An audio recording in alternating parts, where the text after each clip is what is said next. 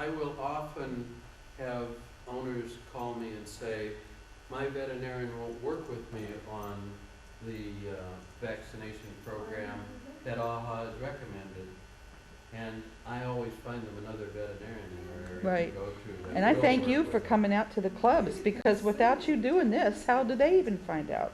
Well, there's some others that do that as well, and we try to get it into the literature. We're getting it into Dog World and other dog magazines, and so we're getting the word out, but it goes slowly. I mean, it really does. A lot of people say, how can you keep at this? You've been at it so long. And it really does take time. I mean, everything does to make changes.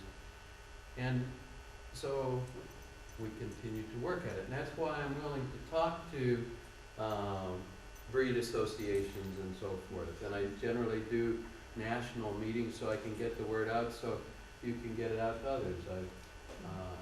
And there is a lot of the news spread. Well, I had to tape your 2003 at the AHVMA. I got it taped before we even saw the written part of it. I paid my technicians to make CDs, to download it, and tried to get my colleagues to listen to it.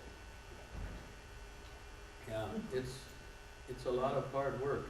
And then even after we do all this, then I look at something, I'll pick up, I just picked up something and brought it with me, and it's a brochure on parvo for vet techs.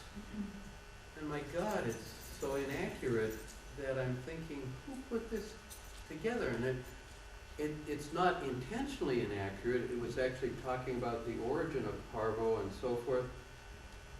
And there's nothing in there that a veterinarian should have written if they had just read the virology book on where parvo came from.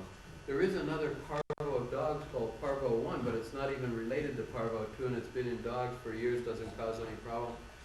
And in this article,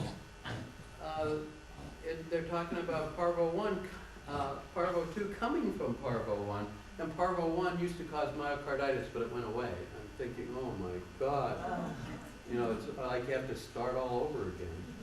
But that's what education is about. We're always starting all over. I have two questions. Go ahead.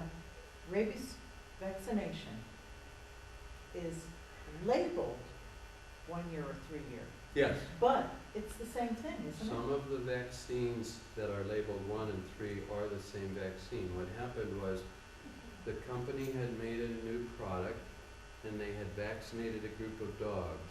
At 1 year, they took half the dogs and challenged them to see if it worked, and if it did, they got a 1 year label. They kept the rest of them 2 more years, and they then challenged them, and if it worked, they got a 3 year label. Other companies already had a 1 year product, and when the 3 year product started coming out, they then made a new vaccine and gave it to dogs, and then just waited 3 years to challenge, and that was a 3 year product. But there is no difference really between 1 and 3 year products with regard to necessarily the amount of antigen, the duration of immunity, or anything. But the only vaccine that USDA requires a minimum duration of immunity label on is rabies. No other vaccine gets labeled, there's no minimum or maximum, so that's not an issue. But for rabies, it is. And USDA doesn't care whether it's 1 or 3, other than if it has that label on, the states that make the requirement for the animal to have rabies, if the vaccine has a 1 year label on, it's only good for 1 year under the law of that state. Not legally, not immunologically. Correct. Okay, that's what. If you have a 3 year product that can be used in a 3 year program. Now that's why we want to do It could be used as a stuff. 1 year too. It can be used as a 1 year. It can be used as 3 or 1. Are they, Do the veterinarians? Yeah, they understand that, and that's why some of them, what brand? some of them are switching to 1 year Fort because Dog. they know then you have to come in annually or your dog is not vaccinated. And that And they does had a Plymouth normal- free in almost. Anybody that does that, I believe, should lose their veterinary license. Yeah, there's a